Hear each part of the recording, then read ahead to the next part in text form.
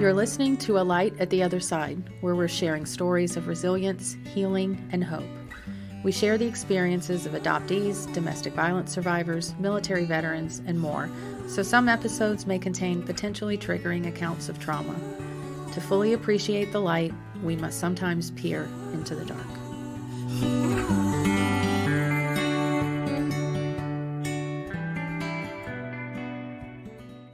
Hi, and welcome back.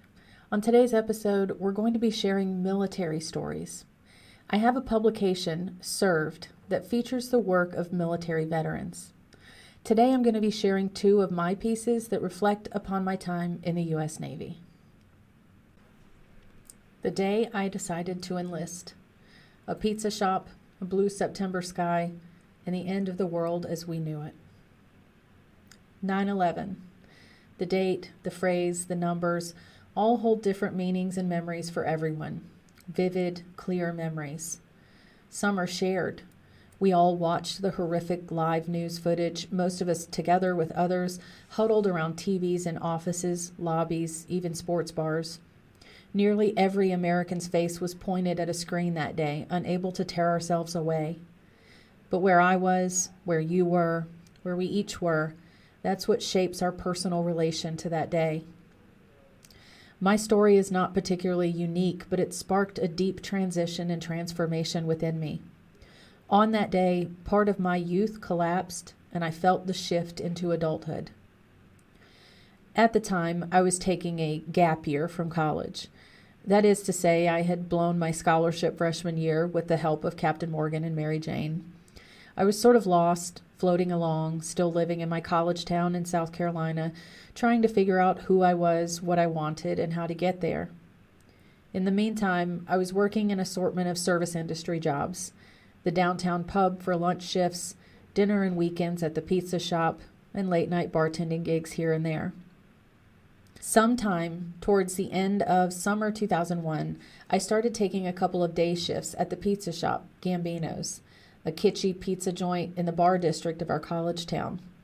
We had a huge wall mural of the skyline of Manhattan behind the red and chrome Formica dinner tables over black and white checkered floors. Classic NYC. Classic American Italian.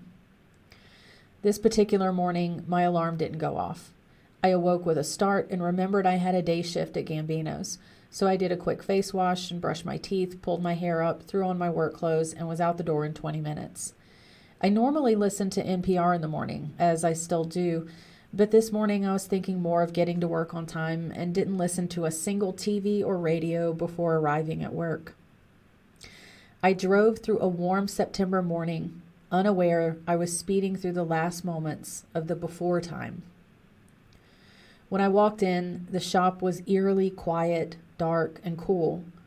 Typically, it was already pretty steamy as we turned on the pizza ovens to heat up as part of the opening duties, and our crew was usually busy shredding cheese, prepping veggies and toppings, filling sauces, folding pizza boxes, all backed by a soundtrack of tinny rock or rap music from the cheap boombox in the office. Today, nothing. I paused for a second and then figured I was maybe being hazed for being late, and I'd have to do more than my share of the opening list. I shrugged, figured I deserved it, and went around flipping on the lights and ovens. My manager, the head pizza chef, appeared in the office doorway. His eyes were bloodshot, rimmed red, and he looked sober. I rarely saw him sober, to be honest, and it was unnerving.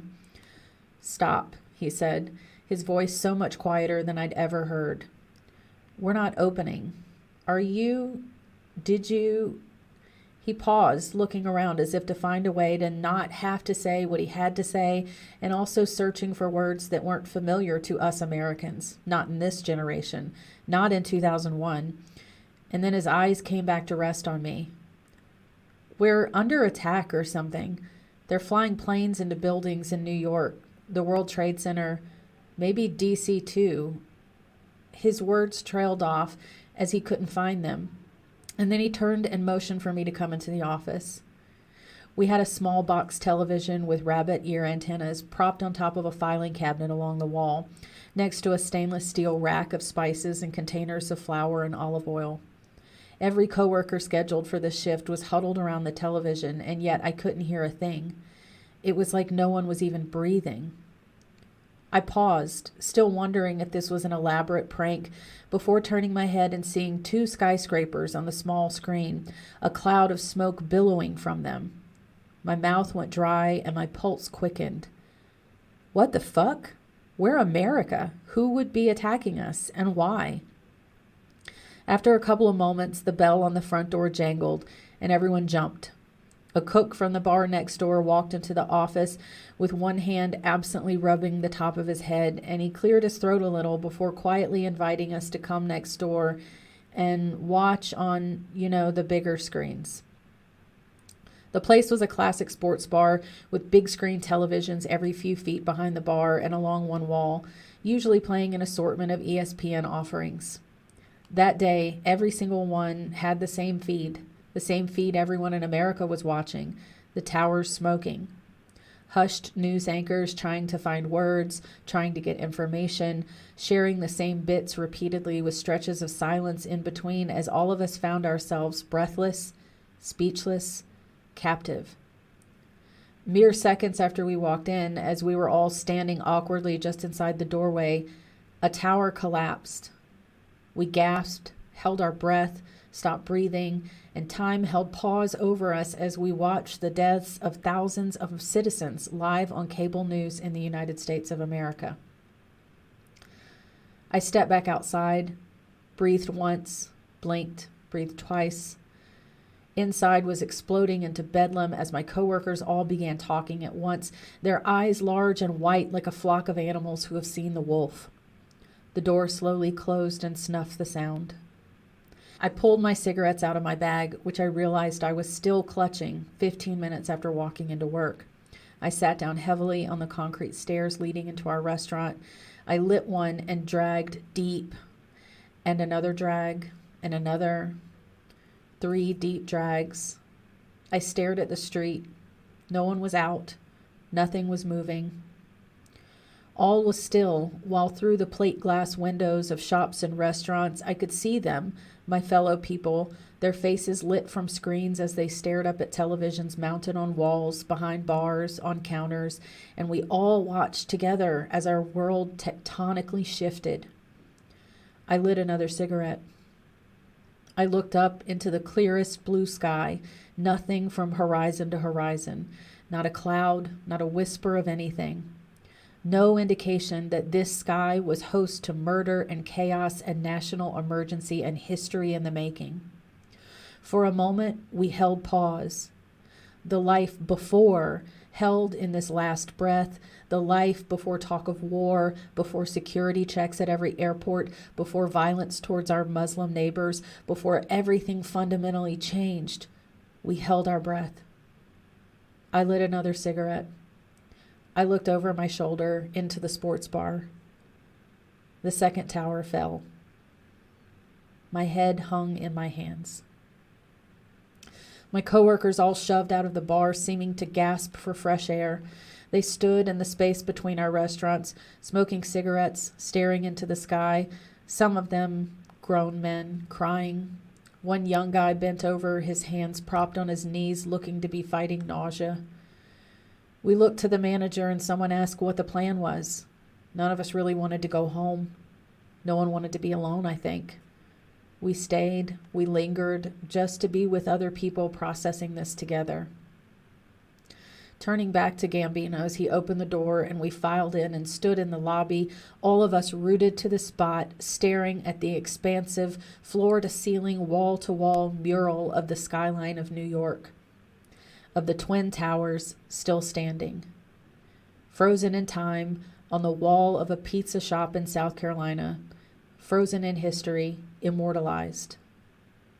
Nothing felt real, and then as quickly as our lives had shifted that morning, it became pretty real pretty fast. The door behind me slammed open and a tall, stocky young black man ran in, his face unlike anything I'd ever seen. "Your phone, please, your phone, please." One of my coworkers grabbed the handset of our shop phone and thrust it in the young man's hands. His eyes were hysterical and his face wet, tears, mucus, sweat. His mother worked in the World Trade Center. He couldn't get through to her. He didn't have a cell phone. Not many of us did then. His apartment was above the restaurants, and he'd come down trying to find a phone to call her.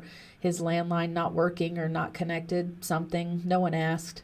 It was the beginning of a semester. Maybe he'd just moved in and his phone hadn't been hooked up yet. He dialed. He sobbed. He dialed again. He sat on the floor in front of the front counter, the coiled cord of the phone stretching over the edge, pulling taut as he clutched the receiver. We pulled away, distancing ourselves from it. We stepped away. We retreated to the office. We recoiled. We pulled inside ourselves. We tried to find our footing. I wish I could say his mother answered their home phone. She didn't. His aunt did. His aunt said, "Come home, baby, come home." And he stood up, sprinted up the stairs to his apartment, retrieved his keys and wallet, ran out to the parking lot, and drove away. I never saw him again. I never found out if his mother made it out alive. He left the receiver dangling from the counter, the mechanical disconnect tone beeping into the empty room. I sat outside again, my coworkers smoking behind me under the awning. Smoking under the awning was against the rules, but it didn't feel like rules held that morning. They were quiet, pondering if there would be a military action and what kind. We lived in a city with a very large army base and training center. We wondered if they would deploy from our city, if they would deploy within the United States, if we would see military action on our streets like so many other nations have seen through the years. Someone said, "This is our Pearl Harbor, right?" I stopped cold. It was. What did that mean? What did it mean for us, those 19-year-olds, just like our grandparents who had been 19 when Pearl Harbor was attacked, and they stood up, they banded together, they stepped forward to offer themselves in defense of our nation? At that moment, I decided to do it, to step up, to make my life have some kind of value and purpose. Jim Adkins' lyrics floating through my mind, I want to be so much more than this. I'd always thought of those moments as having a romantic nostalgia and endearing patriotism as portrayed in movies like Pearl Harbor, but my moment didn't. It felt like a deep fire, an anger, and a resignation, an obligation, a duty. A few months passed, several months of drinking and going to emo shows and watching endless terrible news specials and reconciling the end of my youth and just what kind of sacrifice I was potentially talking about before the windy May day when I snuffed out a cigarette with my beat-up Converse, opened the door to the recruiter's office, and announced, "I'm here. Sign me up." I served 4 years in the U.S. Navy. I hold deep and enduring pride for that, for my service and my dedication, not necessarily the actions of the entire U.S. military during that time. That's a much more complicated discussion. Due to the massive response and enlistment after 9/11, I had to wait almost a year for a female bed to open up in boot camp. I spent that year making memories in between existential crises and sleepless nights convincing myself not to back out. I got tattoos. I rode around at midnight in the midst of a snowstorm and listened to Jimmy Eat World's ironically titled Bleed American album, watching Transformers blow with showers of blue sparks. I took impromptu weekend road trips to sit on the beach and stare into the abyss. I brushed off the creeping admiration of my peers who felt I was some kind of hero for signing up, but I accepted a fair amount of free beers from the sentiment. I didn't feel like a hero. I felt like I was just doing my part. The night before I shipped out, I stood in the rain with my boyfriend, literally shaking. It wasn't cold. It was an unusually warm 72 degrees on the first day of March, but I felt terror down to my bones for what lay ahead. I knew nothing would ever be the same for me. In fact, nothing was ever the same for any of us. One hand covering my ass, one hand in a salute. What it was really like for a female in the military just after the turn of the century. I glared steely-eyed at the smug man across the desk, the man who had lured me to his office with a trouble ticket for his printer and upon my arrival had implied in no uncertain terms that he wanted a sexual favor. I left the space without fixing the printer, although it most likely wasn't broken, just unplugged, and stormed across a dozen frames and down 2 decks back to the relative safety of my desk. It was 2004, and I was serving in the U.S. Navy on board the USS Dwight D. Eisenhower, and this morning's events were not a particularly rare phenomenon for me. I had already learned which men to avoid, and since I assigned out trouble tickets, I sighed as I added our friend in the aviation department to my list of always assigned to men and closed his ticket. This was business as usual. I want to make it perfectly clear. Overall, I really enjoyed my time in the military and would have easily completed a 20-year career if I hadn't chosen to start a family instead. Life out on the sea was just the best. Sunrise over the infinite horizon with a cup of coffee and a cigarette was such a great way to start the day. The unexpected hurdles of an angry sea interfering with flight schedules and our course and not giving one single damn as she tossed around an enormous aircraft carrier like a bath toy provided an air of unpredictability to an otherwise rote military schedule. Simply put, you never knew what each day would bring. I worked with some of the best people I've ever known and am still friends with many of them to this day. I received great training and education that I used well after my enlistment was over. I learned the value of discipline and regularity. But boy, did I learn to protect my assets. Men on that ship were handsy.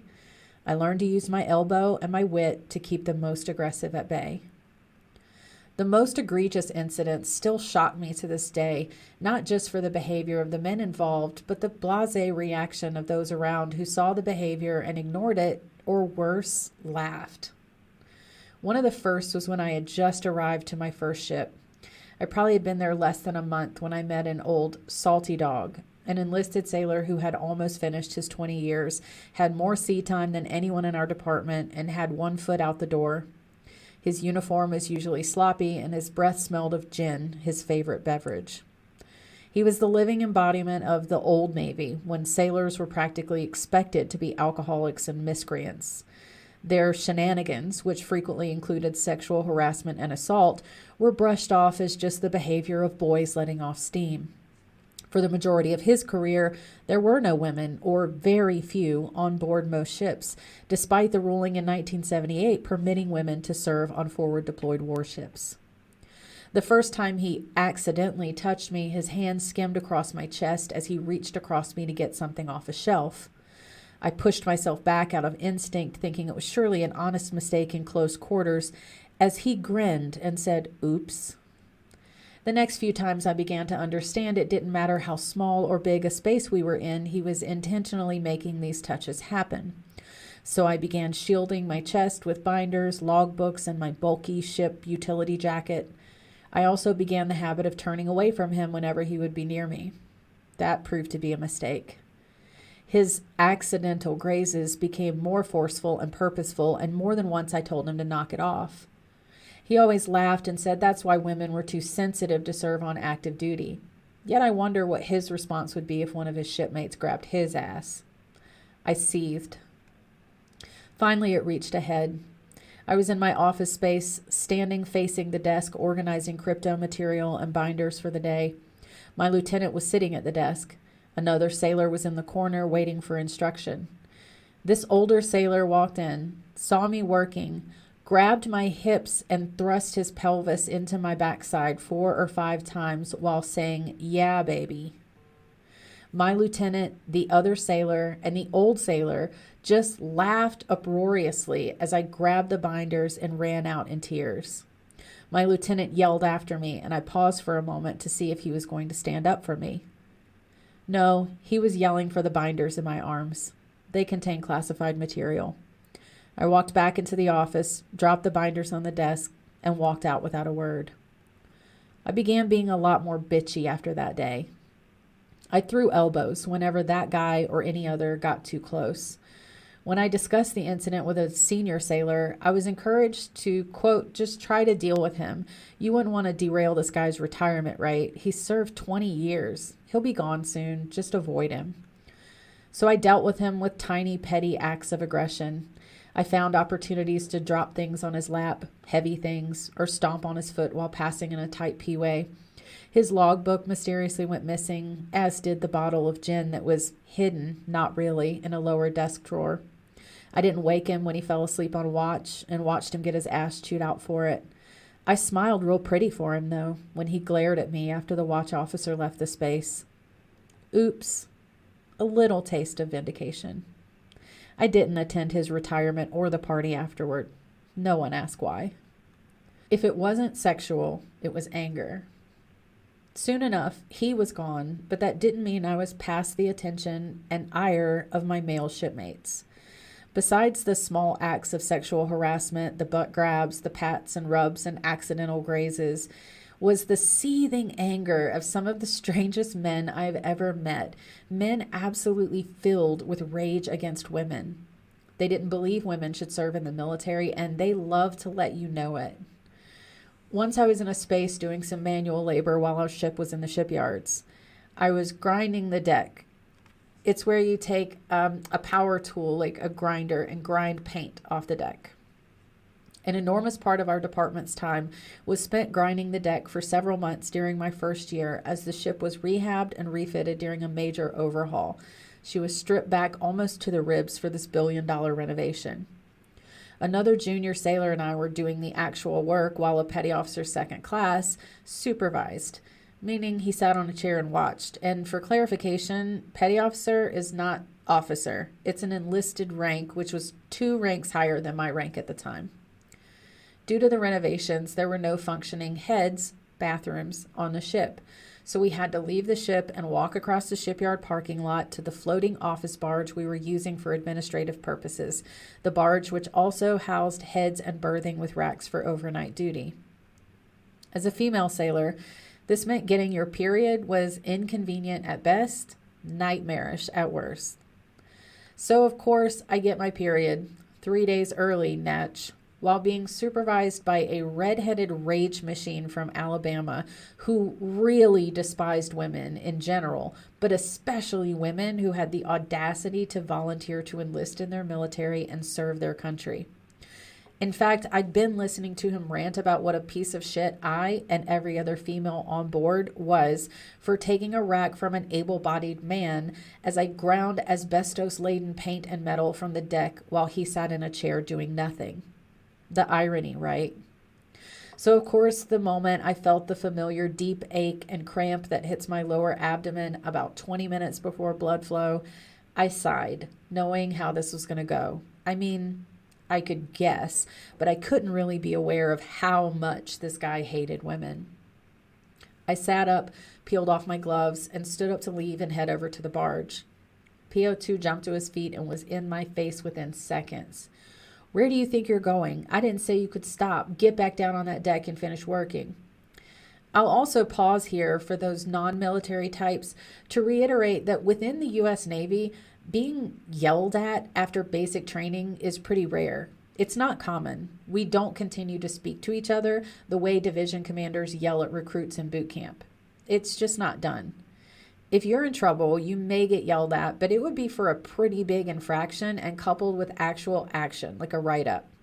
What this guy was doing was entirely out of pocket and not normal for this type of interaction on the ship. For all intents and purposes, we usually interacted normally like professionals in an office setting. I quietly explained where I was going and that I needed to go then, unless we wanted to clean up more than old paint on the deck. He was in my face. I suddenly felt how tight the space was and stepped back from him, and he stepped to me again. His face was beet red, and he was literally panting and sweating as he unleashed a stream of profanities and ranting about this is exactly why women shouldn't serve. If I knew my period was coming, boy, did he know a lot about female anatomy and biology. I should have stuffed it already. And the angrier he got, the more I became acutely aware that this guy was about to hit me or throw something at me. He was completely out of control. The sailor working with me stood up. He was a big guy, and in some scenarios, physical size speaks more than rank. Men just know when they're outmatched. He was the strong, silent type too, so all he did was stand up and stare down the psychotic, raving PO2 until the yelling trickled off and he cursed as he slammed the chair backward onto the floor and stormed out of the space. I cried. The sailor beside me put his arm around me for just a moment and then let go, and I practically ran out of the space, aft dozens of frames, down 2 decks, and out onto the gangplank.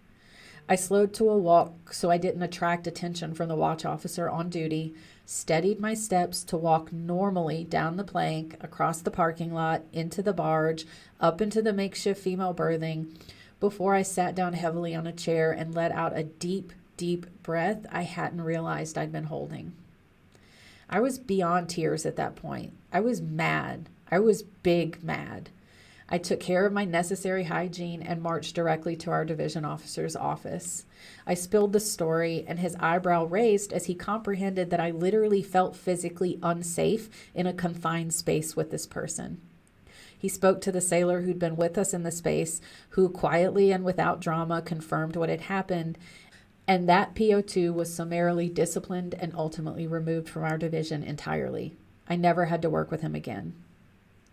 I realized that maybe sexual harassment was at least better than violent aggression. Either way, both were obviously just part of being a female in the military.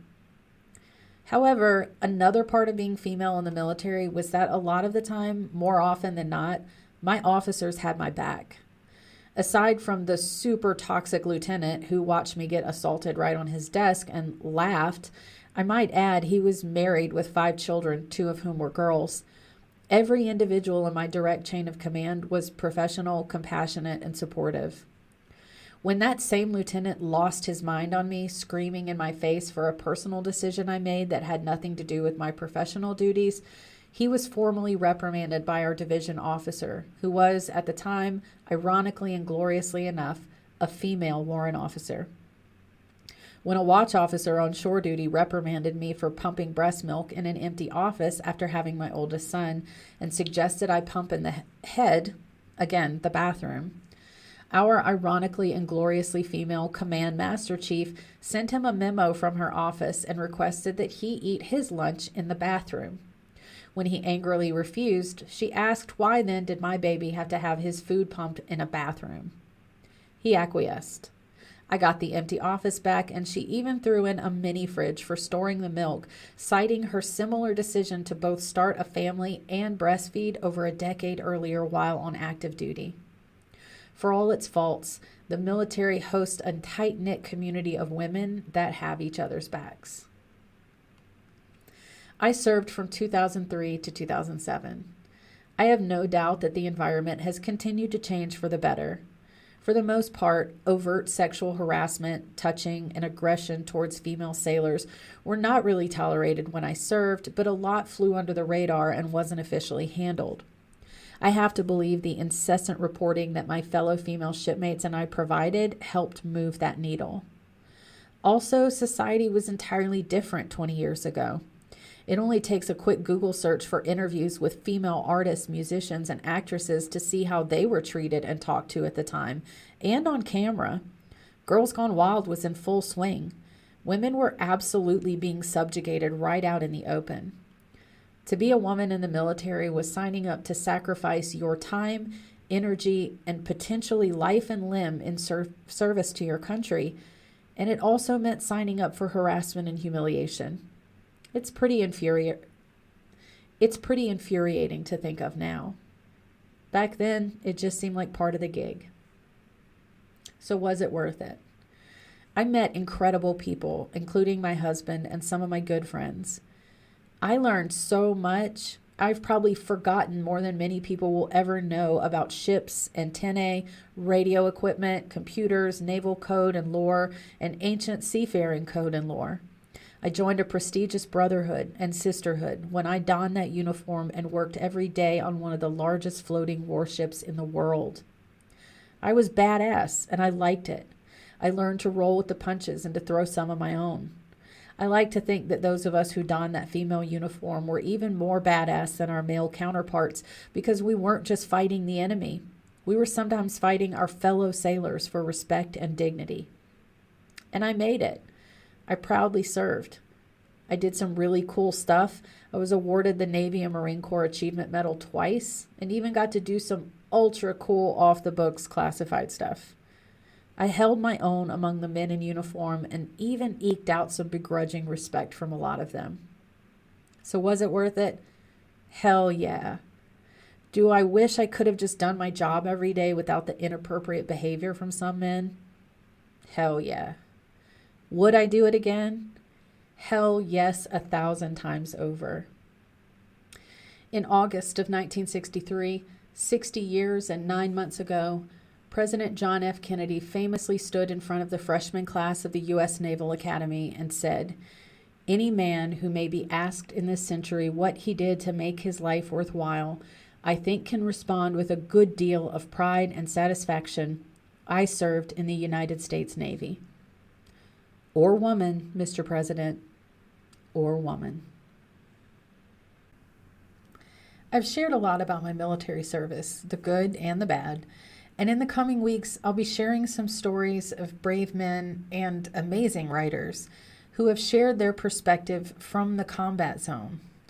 You won't want to miss these insightful, sometimes poetic, often heart-wrenching stories from the trenches. As always, if you'd like to contribute your story to the podcast, you can email me at thelightattheotherside@gmail.com or go to my website, melissacorrigan.com, and contact me that way. I highly recommend you hop on Medium and head to the publication Served to check out more stories from veterans. Thanks for tuning in, and I'll see you next week.